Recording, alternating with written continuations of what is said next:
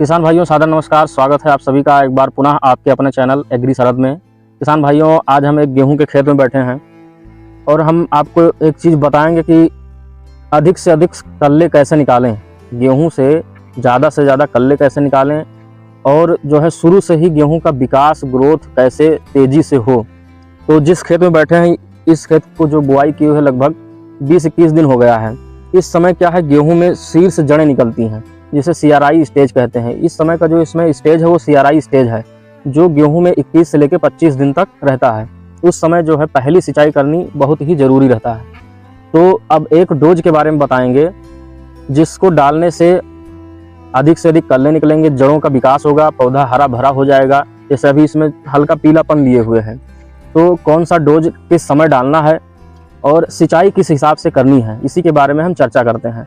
तो किसान भाइयों, यदि बुआई के समय आपने पोटास और फास्फोरस की मात्रा नहीं दी है तो इस समय क्या है, आपको सबसे पहले CRI स्टेज पे ज़रूरी होता है ग्रोथ तेज़ी से होने के लिए, जड़ों का विकास होने के लिए नाइट्रोजन।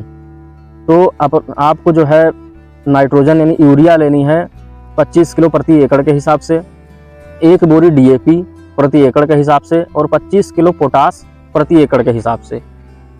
ये तीनों चीज़ आपस में मिक्स करके और खेत में डालना है। अच्छा, डालने के लिए क्या करना है कि एक तो आपको सिंचाई भी ध्यान देना है। सिंचाई ध्यान देने का मतलब कि आप सिंचाई करने के बाद में उर्वरक दे रहे हैं कि पहले दे रहे हैं। तो हम आपको ये बताते हैं कि सिंचाई के पहले आप ये उर्वरक दे दें खेत में, उसके बाद सिंचाई करें। सिंचाई करते समय यह ध्यान रखना है कि सिंचाई हल्की होनी चाहिए। क्या है कि यूरिया जो है लीचिंग के माध्यम से जड़ क्षेत्र से नीचे चली जाती है, इसलिए सिंचाई हल्की देना चाहिए हमेशा। और अगर सिंचाई के बाद में हम उर्वरक देते हैं तो आप उसमें क्या है कि पोटास दे रहे हैं, दूसरा फास्फोरस दे रहे हैं। तो इन दोनों चीज़ों की क्या क्वालिटी है कि जो है ये मिट्टी में एक जगह पे पड़े रहते हैं, चलते नहीं हैं।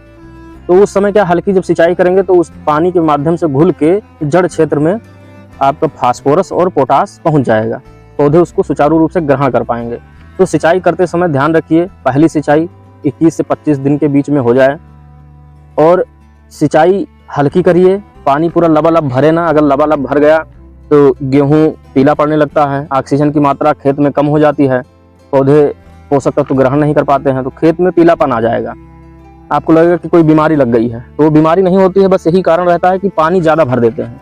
हल्की सिंचाई करिए उर्वरक डाल के, उसके बाद आपको बेहतर से बेहतर रिजल्ट मिलेगा।